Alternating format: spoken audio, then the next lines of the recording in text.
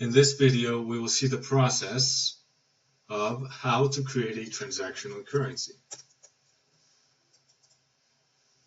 We will talk about business triggers for the process, the data we need to know, and then we will look at the process itself.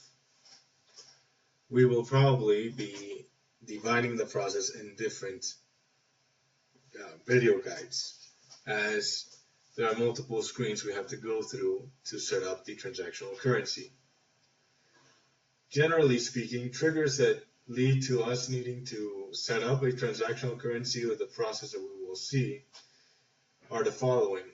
We need to configure a new currency for the purpose of recording transactions in that currency. So say, for example, we may need to start receiving invoices in this new currency or issuing purchase documents in this currency, as well as disbursements, potentially.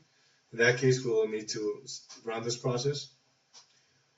These transactions on this new currency will be converted to the reporting currency. So this process will include, setup needed to do the conversion to the reporting currency from the transactional currency that we create. This process also is needed. We need to run it if we're going to be doing disbursements in this particular new transactional currency. And last, if we're going to run the FX gain loss, and that's going to be generating the FX gain loss process, which is going to generate a gain or a loss on the reporting currency resulting from transactions in this new transactional currency. So we have these characteristics. The process that we will need to follow is the one that we will see in a moment.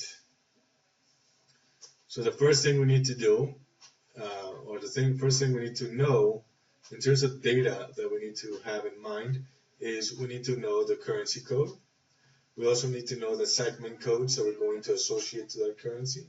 Also the transaction type codes, the purchase and other journal ID codes, conversion mappings that we want to do, entities that will be purchasing in this new currency, and the conversion rates from the new transactional currency that we're creating to the reporting currency.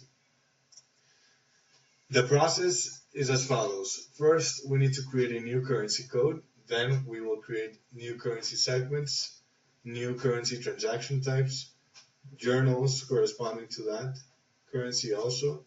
We will then map the journals to the currency codes in AP for purchases. We can do the same in ART for sales, and then also enter conversion rates as necessary. Another step here that we need to consider is we need to map the journals for disbursements in this currency. So let's do currency codes in AP for purchases and disbursements.